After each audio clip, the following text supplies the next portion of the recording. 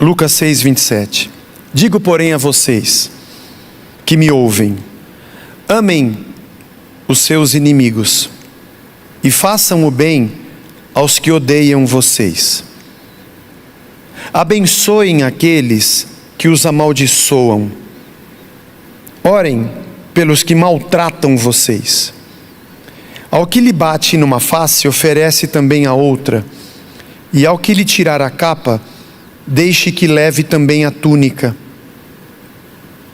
Está pegando muito pesado, Jesus. Dê a todo o que lhe pedir alguma coisa. Qualquer um que te pedir, você dá. Não, Jesus, não pode ser assim, meu. Você vai acabar com a igreja, Jesus. E se alguém levar o que é seu, não exija que seja devolvido. O senhor não acha que o senhor está pedindo muito? Faça aos outros o mesmo que vocês querem que eles façam a vocês. Se vocês amam aqueles que os amam, que recompensa terão? Pois até os pecadores amam aqueles que os amam. Se fizerem o bem aos que lhe fazem o bem, que recompensa terão? Até os pecadores fazem isso. E se emprestam àqueles de quem esperam receber, que recompensa terão? Também os pecadores emprestam aos pecadores para receberem outro tanto. Vocês, porém, amem os seus inimigos e façam o bem e emprestem sem nada esperar em troca. Vocês terão grande recompensa e serão filhos do Altíssimo, pois Ele é bondoso, até para os ingratos e maus. Sejam misericordiosos, como também é misericordioso o Pai de vocês. Minha oração antes de pregar é: Deus tenha misericórdia de nós. O que você quer fazer, irmão? Você que está em casa aí, o que a gente vai fazer com isso aqui agora? O que eu vou fazer com isso aqui agora? Como é que eu posso dizer a você que nós temos que ser capacho? Como é que eu vou pregar para você? O legal seria se nós pudéssemos baixar. Dá para fazer isso, irmãos. É possível hoje. Como a Sociedade Bíblica do Brasil e outras editoras têm o texto bíblico na internet, a gente pode fazer um Ctrl+C, Ctrl+V. A gente coloca todo o texto num arquivo de Word, por exemplo. Aí a gente arranca esses textos aqui, tira. Fazemos uma edição para deixar só os versículos que a gente gosta, que não ferem a gente, que não nos maltratam, que não tiram nosso traseiro da cadeira do conforto e que nos mantém na prática do nosso evangelho que nós queremos. Aí a gente imprime e fazemos a versão Casa da Rocha da Bíblia. É a versão revista reatualizada, diminuída, agradável, é a versão gostosa para a gente ler, sem nunca nos sentirmos agredidos. Porque eu vou te dizer uma coisa, Senhor Jesus, isso que o Senhor falou aqui, não dá, mano. Não dá não. Tomar um tapa na cara e oferecer a outra face? Alguém me pedir para andar uma milha e eu andar mais uma? Alguém me roubar alguma coisa e eu não ir atrás dele? E se ele me ofender, eu não criar problema? E se eu emprestar, eu não emprestar, eu dar porque eu não quero nada de troca?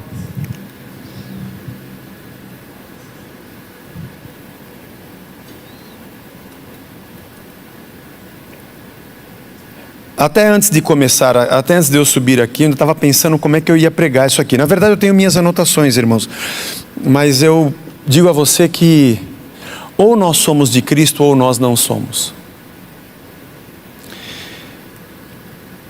Deixa eu falar de uma coisa aqui que eu não sabia. Até antes de começar aqui, eu não sabia se eu iria falar disso, mas vou tentar ser bem rápido com isso.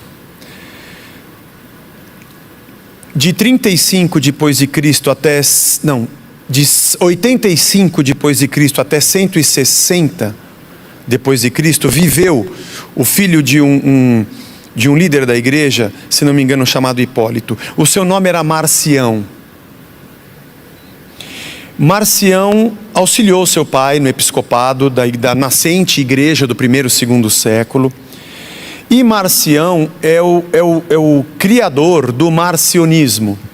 O marcionismo era uma teologia tida como uma heresia. Que é uma heresia?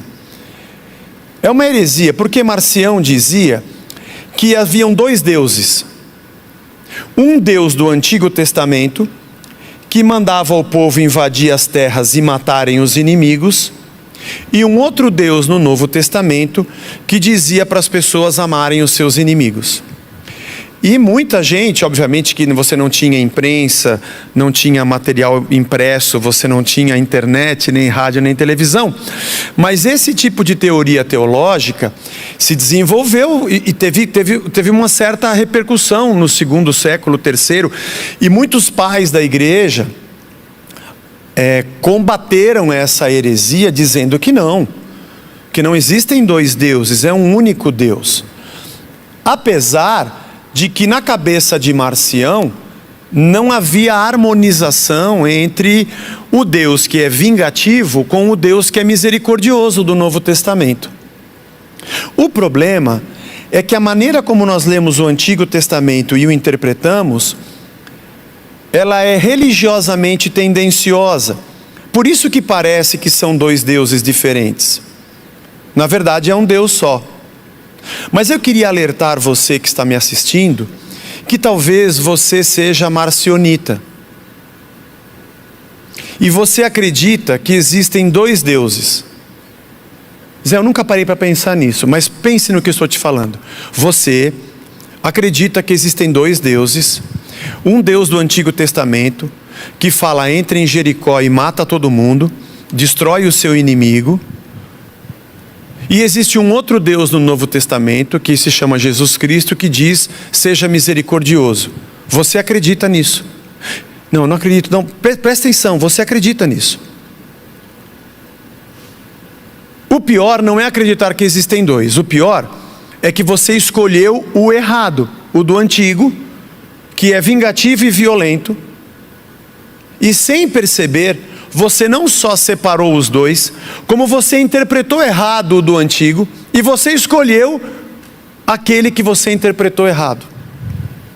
Por isso, quando alguém prega o evangelho e fala sobre amor, misericórdia e compaixão, você se levanta contra Jesus Cristo, porque a sua lógica é de uma falsa e errônea interpretação do Antigo Testamento, e ainda por cima, a sua escolha de fé é a escolha de fé do ódio e da vingança.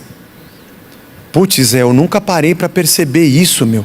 O pior é que é verdade mesmo. Porque a minha prática de fé, ela é da vingança, do toma lá, da cá, e do vamos arrebentar olho por olho, dente por dente. Então, mas tem alguma coisa errada com a sua fé.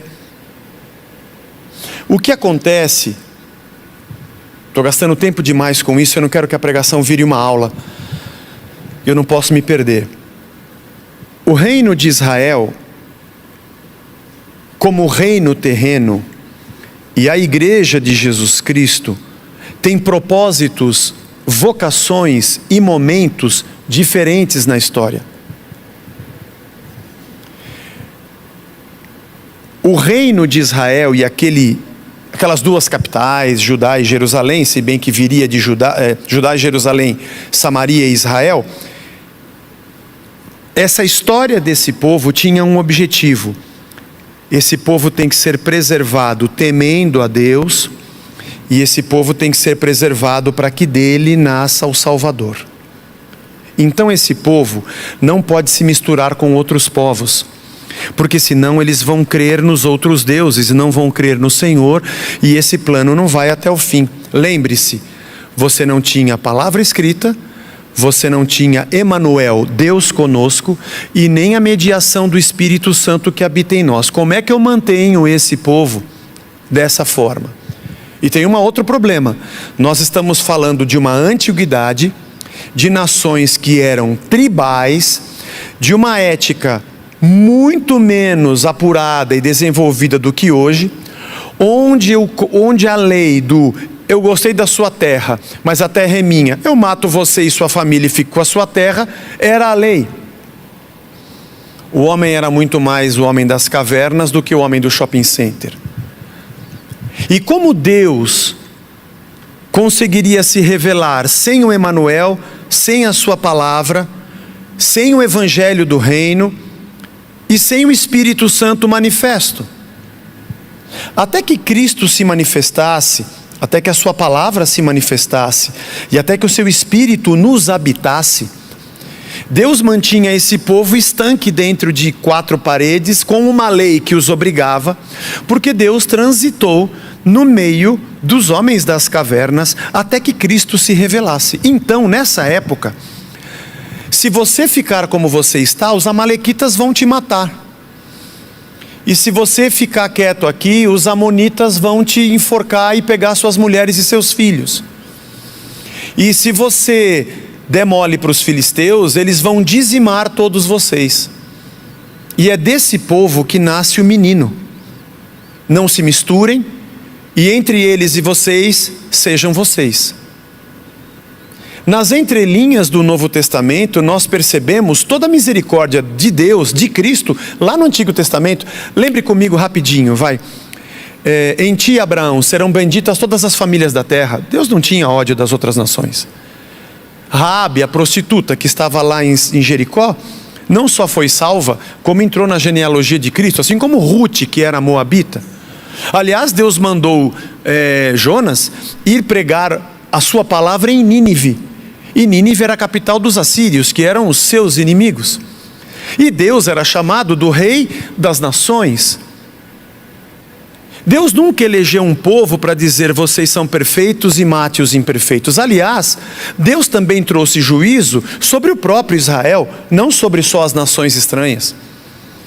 Houve juízo na época de Acabe, de Jezabel, houve juízo nos dias de Manassés.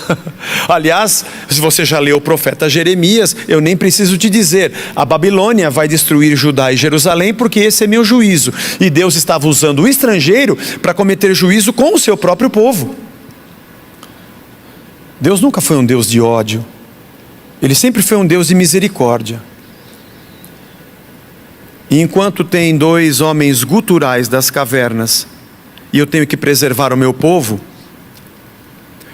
a violência está no homem desde a queda no Éden. Não foi Deus que a criou. Deus transita na nossa realidade e preserva o seu plano. Eu não vou mais falar sobre isso, porque se eu falar muito sobre isso, aqui vira uma aula de teologia. Mas o interessante é que nós olhamos para o Antigo Testamento, não conseguimos enxergar que era um outro momento histórico, ético e até espiritual, e tomamos aquelas verdades como se Deus fosse um Deus de ódio.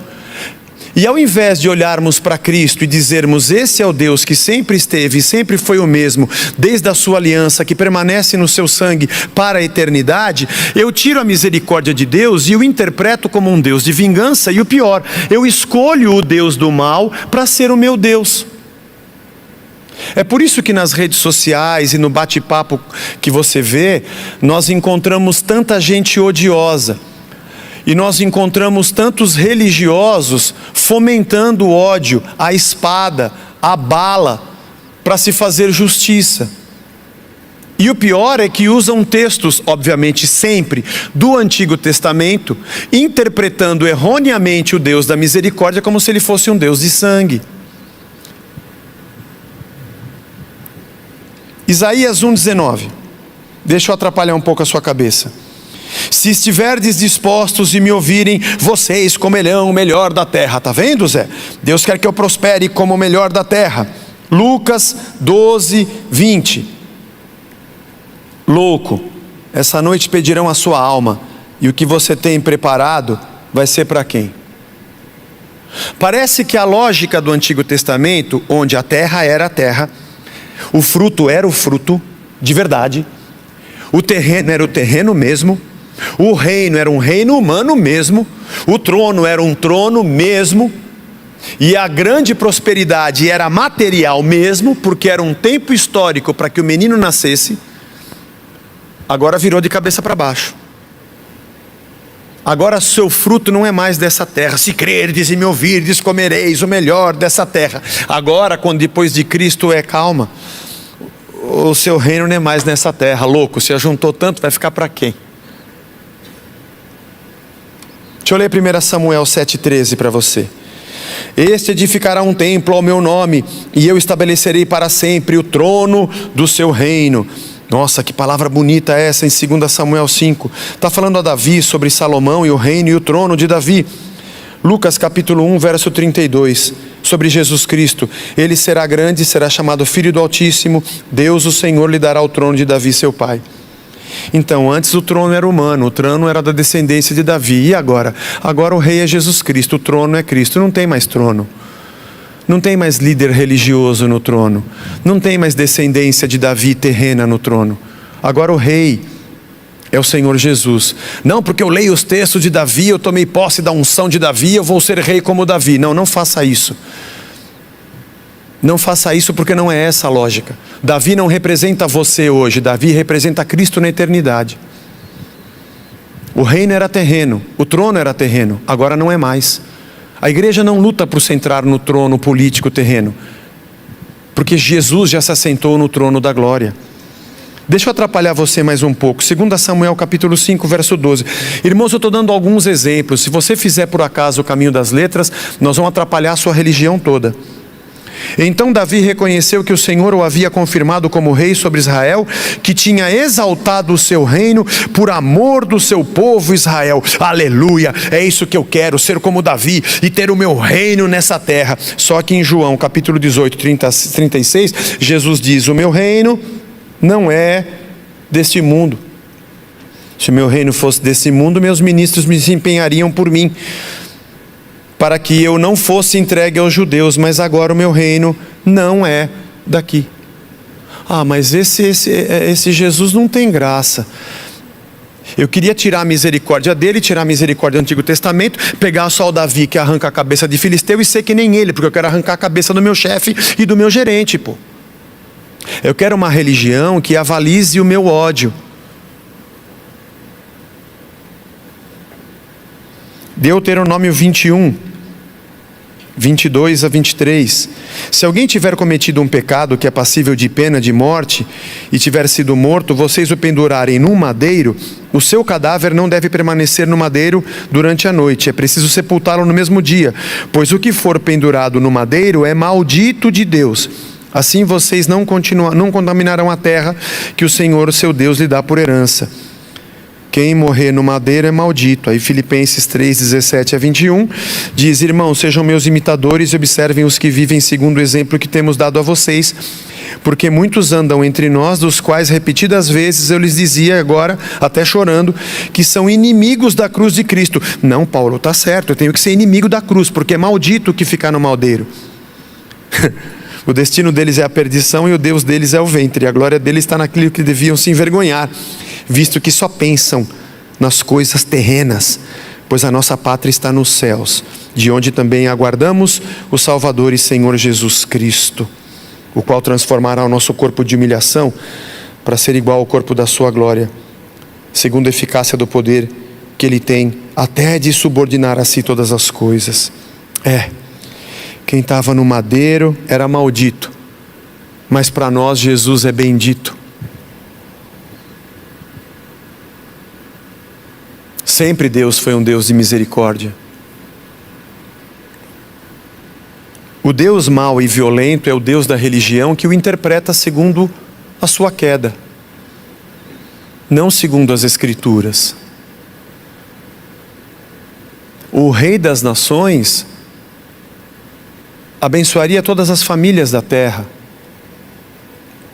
Mas para a lógica religiosa isso é péssimo. Porque para que você dependa da religião, eu tenho que te dizer que você tem ainda um inimigo terreno. Para que eu te mantenha no sonho de ter o teu reino nessa terra, para que eu te mantenha o sonho de que você vai prosperar nessa terra, e que você vai ter um trono nessa terra, e que você vai colher frutos dessa terra. E como eu mexo com a sua ganância, que quer ser tudo que você puder materialmente nessa terra, eu desfaço o reino espiritual, o trono espiritual, a graça e o evangelho, e te vendo a religião, obviamente porque você paga caro, para obter os teus resultados nesta terra. Enquanto Jesus Cristo diz que o trono é o trono de Jesus Cristo, que o reino é um reino eterno, que o fruto é espiritual na nossa vida, e que a nossa terra não é mais aqui, mas ela é em outro lugar. Mas se eu te disser isso, eu acabei com o comércio. E eu vou ter que te dizer que você vai ter que vencer a sua ganância. Isso não é bom. Porque é por causa da sua ganância, e porque você quer ter muito, que você entrega muito para a religião. Porque o mercado da fé, ele responde exatamente aos anseios do meu ventre religioso. Por isso Jesus bateu de frente com os religiosos. Versículo 27. Ame o seu inimigo, disse Jesus no verso 27. Ai, Jesus, mas em Levítico 26 dizia assim: vocês perseguirão os seus inimigos e eles cairão a espada diante de vocês. Era necessário, ou você acaba ou ele acaba com você. Mas agora você vai amar o seu inimigo, porque o seu inimigo não é mais essa pessoa. Você não luta mais contra a carne e sangue, a sua luta é contra principados e potestades. Seu inimigo agora é o diabo, não é o seu gerente, nem o seu chefe, nem a sua sogra, nem o seu genro. A luta não é contra a carne e sangue. Por isso Jesus disse: ame o seu inimigo. Em Gênesis 12:3, Deus diz a Abraão: eu vou abençoar os que te abençoarem, e vou amaldiçoar aqueles que te amaldiçoarem. Mas agora Jesus diz: abençoe aquele que te amaldiçoar. Abençoem aqueles que vos amaldiçoam, e orem por aqueles que maltratam vocês. Em Deuteronômio 19:18-21 diz: os juízes examinarão o caso com cuidado, e se a testemunha for falsa e tiver testemunhado falsamente contra seu irmão, receberá o castigo que tinha em vista para o seu irmão. E assim exterminarão o mal do meio de vocês, para que os que ficarem ouçam e temam, que nunca mais tornem a fazer semelhante mal. Quer dizer, é necessário. Não tem Espírito Santo, não tem a palavra, não tem Emmanuel, Deus conosco, então é assim. Não olhem para ele com piedade, é vida por vida, olho por olho, dente por dente, mão por mão e pé por pé. Não vai ter jeito, senão vocês vão morrer. E agora? Agora aquele que pedir a tua capa você entrega, e aquele que pedir o teu olho você dá, e aquele que bater na tua face você dá outra. Vocês já conhecem o Emmanuel. Vocês já conhecem o Deus conosco. Vocês já conhecem a palavra. E aquele que roubar a tua capa. Em Levítico 6:1-5, dizia assim, versículo 2: se a pessoa pecar e cometer ofensa contra o Senhor, negando ao seu próximo o que esse lhe deu em depósito, ou como penhor, ou se roubar, ou tiver usado distorção para com o seu próximo, ou tentado chegar a um objeto perdido, ou tendo achado um objeto perdido, negar com falso juramento que achou, ou fizer alguma coisa de todas em que se acostuma pecar, será pois que, tendo pecado e ficando culpado, essa pessoa restituirá aquilo que roubou, ou que extorquiu, ou depósito, ou que foi dado, ou perdido, que achou, ou tudo aquilo sobre o que jurou falsamente, restituirá por inteiro, e a isso ainda acrescentará a quinta parte, tem uma multa, e entregará aquele que pertence, no dia em que tiver a oferta pela culpa. Vai ter que ser assim para vocês aprenderem a ser corretos. Se roubar, vai entregar mais. Agora vocês já sabem o que é correto, vocês têm o Espírito Santo. Se a pessoa roubar, deixa para lá. Ah, não dá, Jesus. Amar o inimigo, fazer bem ao que me odeia, bendizer ao que me amaldiçoou, orar por quem me calunia, a quem me bater eu dar a outra face, ao que tirar a minha capa eu dar também a túnica, a qualquer um que me pedir eu entregar, e até a quem me roubar não entrar em demanda. Irmãos, ou nós somos de Cristo, ou a gente fecha isso aqui. E eu digo a você que isso daqui para mim é muito complicado. Porque como você, eu sou uma pessoa de carne e osso, que carrego mágoas e tristezas pelo que pessoas fizeram por mim no passado. E tenho vontade de vingança, e de vez em quando eu fico sabendo que a pessoa tropeçou e enfiou a fuça no muro, eu aplaudo e dou meus pulinhos dessa altura. Sabe por quê? Porque eu sou um pecador odioso como você. Hoje de manhã, estava discutindo com a minha esposa por causa que queimaram a estátua do Borba Gato, e tem opiniões para lá e para cá. E a gente fica... Todo dia nós somos engolidos pelo ódio da terra para reagirmos a essas notícias com ódio e não com paz. E ainda vamos usar versículos mal interpretados do Antigo Testamento para dizer que Deus gosta desse ódio, para me sentir em paz na minha igreja quando eu levanto a mão, mesmo que eu esteja cortando o pescoço de quem está ao meu lado. Porque a religião serve para isso, para passar a mão sobre a sua cabeça, dizendo que você é lindo, bonito, santo e puro e que Deus te ama. E que a sua espada é a justiça de Deus, para que você odeie, para que você destrua quem não é igual a você, para que você chute, para que você destile todo o seu ódio e a sua vingança, e ainda entre dentro de um lugar erroneamente chamado igreja, e diga aleluia, aleluia, aleluia, aleluia, glória ao Senhor. Desde que você dê a oferta correta, a religião vai sempre te abraçar e dizer, você é um santo homem de Deus. Porque na verdade, pouco importa o que Jesus Cristo diz, o que importa é o que nós interpretamos de Deus. E como na verdade é impossível nós fazermos o que Jesus nos disse, é muito melhor abraçar o ódio. Como o Vagnão disse aqui antes da oração, nós somos engolidos pelo caos desse mundo. Porque se eu disser as palavras de Cristo, quando eu sair por aquela porta ali, para as pessoas desse bairro, que eles têm que amar o inimigo, fazer bem ao que odeia, bendizer aos que maldizem, orar pelos que caluniam, bater e dar a outra, quando for bater na sua face, entregar a outra, ao que tirar a capa, dar também a túnica, entregar a qualquer um que pedir, e se alguém roubar, não entrar em demanda. Isso aqui tem um nome, isso aqui o nome é otário, trouxa, imbecil e idiota.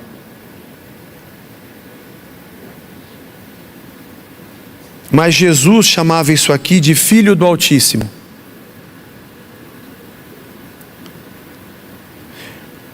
Você vai ter que escolher se você é um filho do reino ou um filho do caos. Eu também.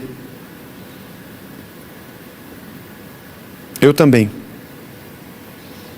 Eu vou ter que escolher se eu vou ser um pastor do caos ou um pastor do reino. Ou nós vamos ser uma religião que harmoniza as mazelas do caos com o nosso discurso de santidade, e seremos os hipócritas religiosos que pregam uma santidade que não praticam.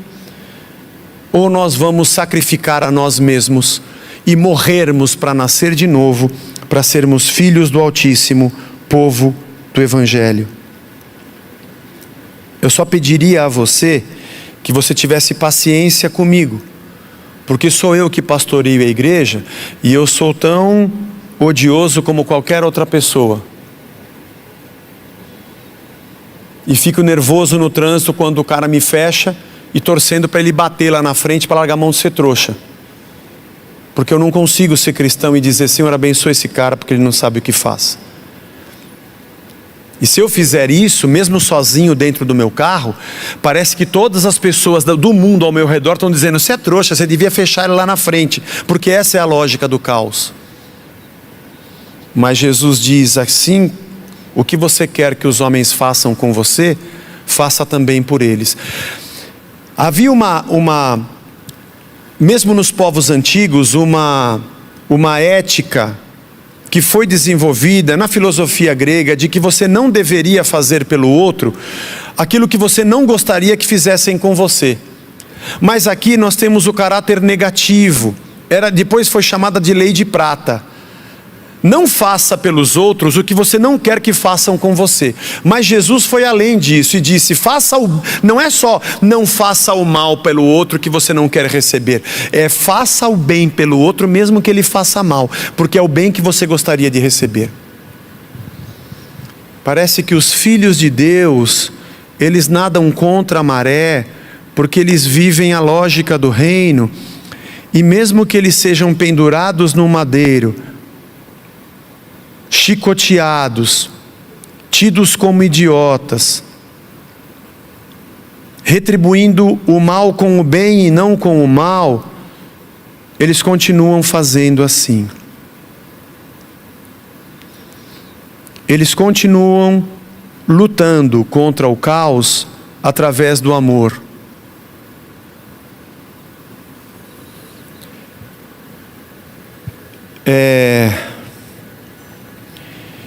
O que a Bíblia nos mostra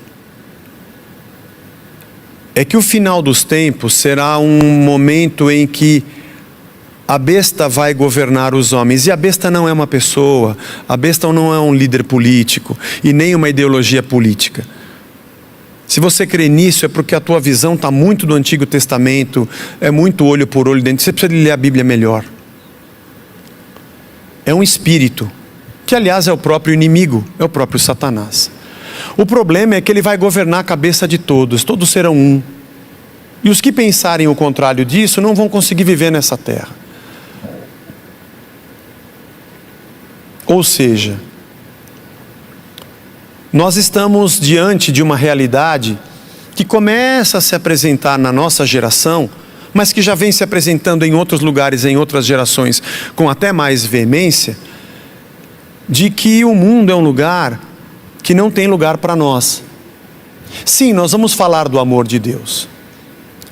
Sim, nós vamos falar da graça de Deus. Mas isso vai ser tido como imbecilidade, tanto pelo mundo quanto pela religião. Essa semana eu vi um comentário de uma pessoa sobre uma fala minha. Às vezes eu leio, sabe? E o cara fez uma confusão do que eu havia falado. Ele quis encaixar o que eu falei numa ideologia do materialismo histórico dialético, como se eu estivesse... E eu falei assim, meu Deus do céu, quanta falta de evangelho. A cabeça dele só funciona com marxismo, ou com progressismo, ou com conservadorismo. Que pena que ele não morreu ainda em Cristo para ser uma nova criatura. A discussão era que o que eu falava era uma isenção e eu estava fugindo da discussão política. Como se a discussão política pudesse transformar o pecado do ser humano. Como se um sistema externo conseguisse mudar o que o homem é internamente. Sistemas externos só mudam práticas externas, mas continuam com a morte dentro do ser humano. E mais cedo ou mais tarde ela vai pular de dentro dele para fora para matar os outros. A verdade é que nós não cremos no Evangelho. Nós não gostamos do Evangelho. E nós não aceitamos essas palavras. Amai os vossos inimigos, fazei bem aos que vos odeiam, bendizei aos que vos maldizem, orai pelos que vos caluniam, ao que lhe bater numa face oferece-lhe também a outra, ao que tirar a tua capa deixa-o levar também a túnica, dá a todo o que te pede, e se alguém levar o que é teu não entre em demanda. Como quereis que os homens vos façam, assim também fazei vós a eles.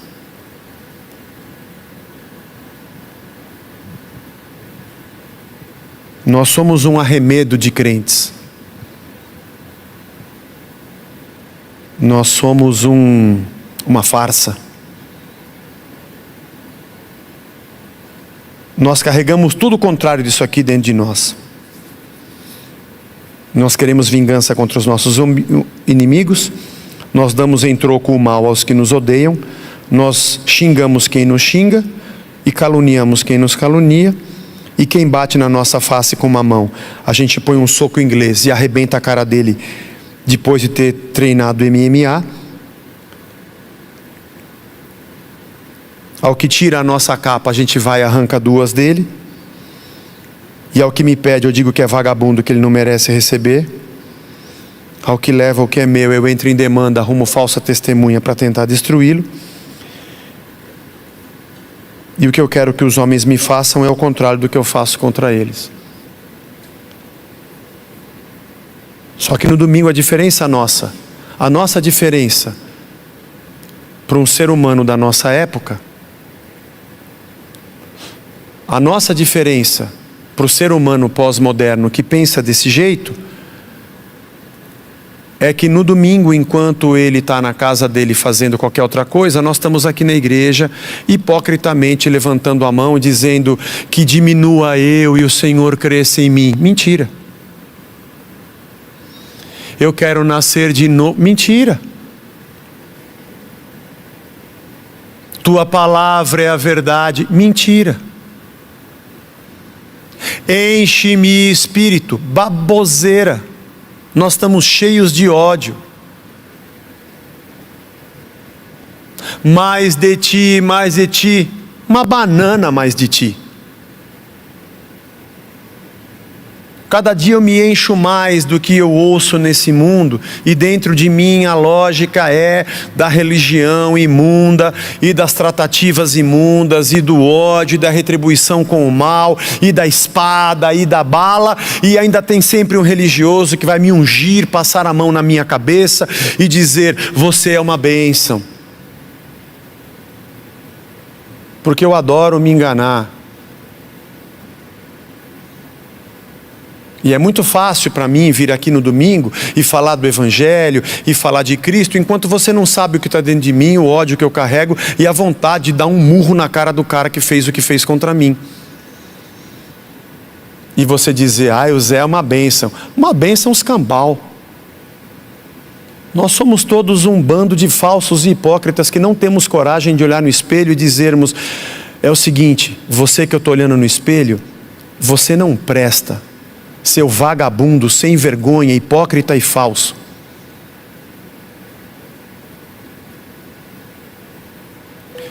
Essa semana, irmãos, tem alguém me ligando. Deve ser Deus para falar. É Deus, Você ouviu? É a mensagem de Deus. É isso mesmo, Zé. Você é um falso hipócrita, sem vergonha, vagabundo, e não vale o prato que come, que aliás fui eu que te dei. Está vendo? Acabou de chegar aqui no Instagram.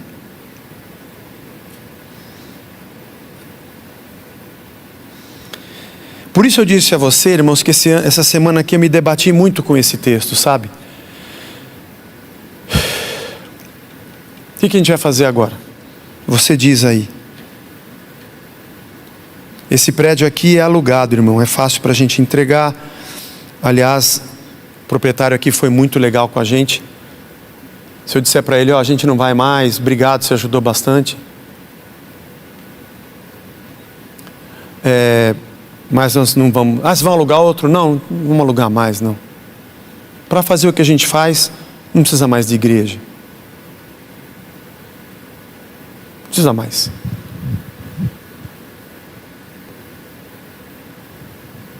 É melhor a gente voltar como o cão ao próprio vômito, ou aquele que se suja, suje-se mais ainda. Se é para a gente ser assim, irmão, então vamos parar de hipocrisia. Se não, eu vou te convidar a entrar num grande quebra-pau sem ter a turma do deixa disso, porque a luta vai ser contra nós. Porque não adianta o sorrisinho que eu dou para você, eu vou ter que ser um cara de Deus de verdade. É mais fácil ser um religioso e voltar para o Antigo Testamento e obedecer à lei, interpretar Deus como um Deus de ódio, reproduzir tudo aquilo e me sentir bem, e chegar na igreja e abraçar as pessoas. Eu acho que nós deveríamos fazer isso. A verdade, irmãos, é que eu não consigo. Da mesma forma que eu me odeio e não consigo me aceitar no hipócrita que eu sou, eu amo a Cristo e eu quero ser como Ele de verdade. Então isso dói muito. Porque seguir a Cristo dói. A igreja de Cristo, olha, a igreja não é o lugar que a gente fica discutindo se eu vou aceitar você do jeito que você é. Igreja de Cristo é onde ninguém se aceita como é. Isso aqui não é brincadeira. Isso aqui não é um clube. Eu não mereço estar aqui pregando. Isso aqui não é uma papagaiada para a gente gastar o fim de semana, depois postar e falar glória a Deus e pôr um versículo. É muita estupidez da nossa parte. Reino de Deus é a nossa vida. Ou nós vamos dizer, eu estou crucificado com Cristo e não vivo mais eu.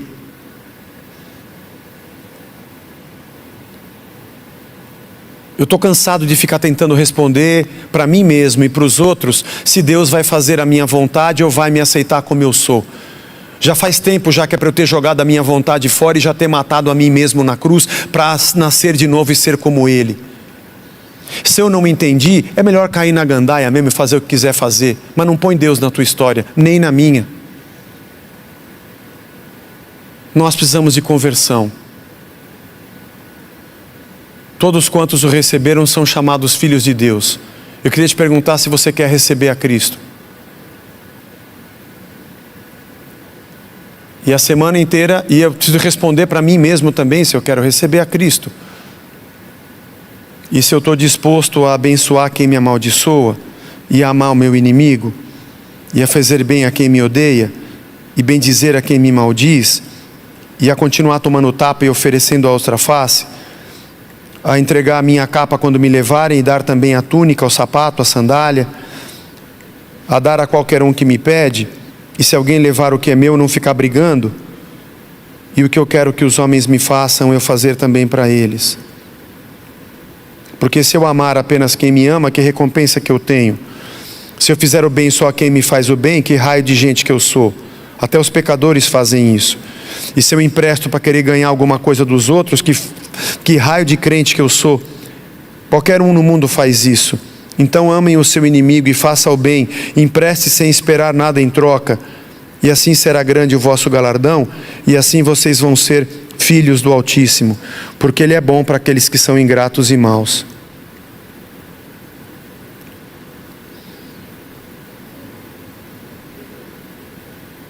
Esse negócio de pregar a Bíblia não dá certo.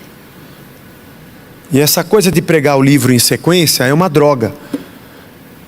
Porque eu podia sempre escolher um tema bom só para agradar a mim, massagear o meu ego e a você. Mas aí quando a gente lê o texto inteiro, chega no domingo que tem que passar por essas drogas desse texto, e eu tenho que falar essas coisas para você e para mim, entendeu?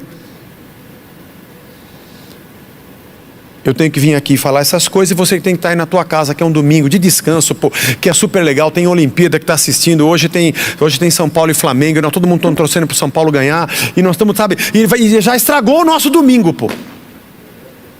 Já estragou o domingo, porque agora...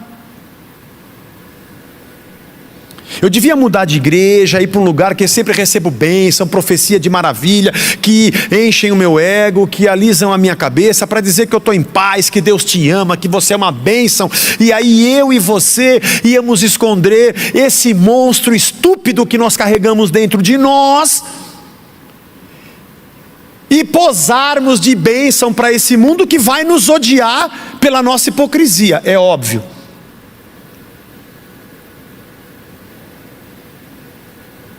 E orar para que Deus nos dê um país terrivelmente evangélico.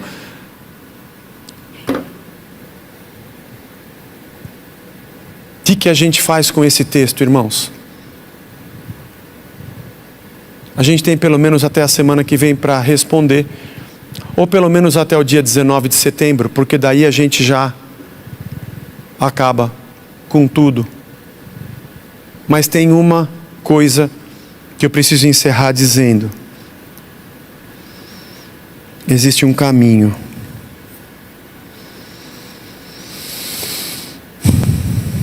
É o caminho do arrependimento. De dizer: Senhor, me perdoa, eu não consigo viver o que Cristo ensinou.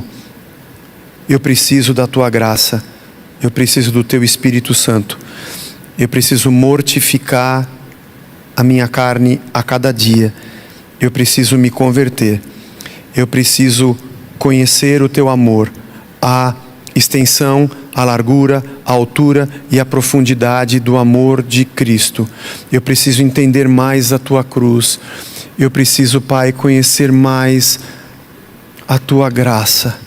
Eu preciso que o Senhor não só me perdoe, mas que o Senhor tenha paciência comigo, porque eu ainda vou tropeçar muito, e eu vou ainda orar muitas vezes pelo mesmo pecado, e eu sei que o Senhor é paciente e benigno, e cada vez que eu falar, Senhor, sabe, eu pisei na bola outra vez, mas eu não quero ser quem eu sou, eu estou lutando contra mim mesmo, como diz Paulo, miserável homem que sou, eu esmurro o meu próprio corpo, eu estou brigando comigo mesmo, Senhor, eu não estou...